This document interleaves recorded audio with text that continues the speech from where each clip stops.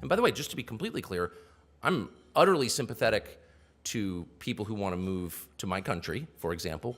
We let in 30 million people illegally in the last 4 years. That's a crime, but I'm not mad at them. I'm actually flattered by it. They want to move to my country. Of course they do, because it's the best country. That's how I feel. It's like someone saying your wife is hot. Yeah, I think so too. You can't have her, but I'm glad you appreciate it. I mean, honestly, that's how I feel. I don't begrudge any immigrant from any country wanting to move to the United States because I love the United States above all. I am American. So it's not a question of being mad at immigrants. I'm completely sympathetic. In fact, I'm empathetic. I can't wait to get back to my country. But that doesn't mean that the movement of millions of people, mostly with low skills and no native command of the language and no shared culture, the people who already live there, doesn't mean it's good for the country itself. It's not good, actually. It's bad. It's the most destructive thing you can do to a country. That's not racism. That's not hate. I'm not racist and I don't feel hate. I feel true compassion and empathy. But the purpose of running a government is to take care of the people who are citizens of that country. There's no other purpose.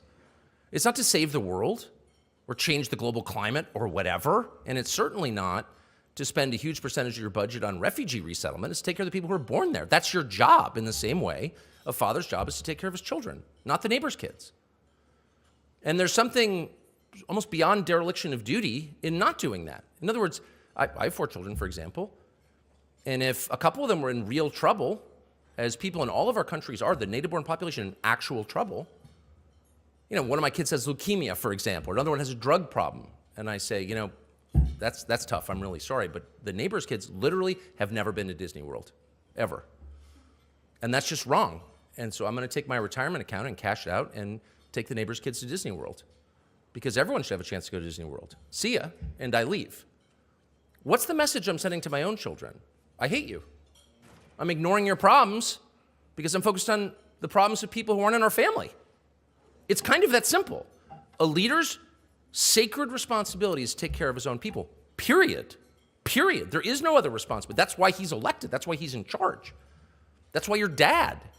Doesn't mean you don't like the neighbor's kids or think they should go to Disney World. Everyone should go to Disney World.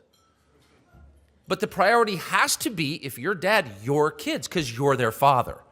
So if you're the prime minister of a country and you find yourself spending all of your time worrying about the populations of other countries, you are not a legitimate leader.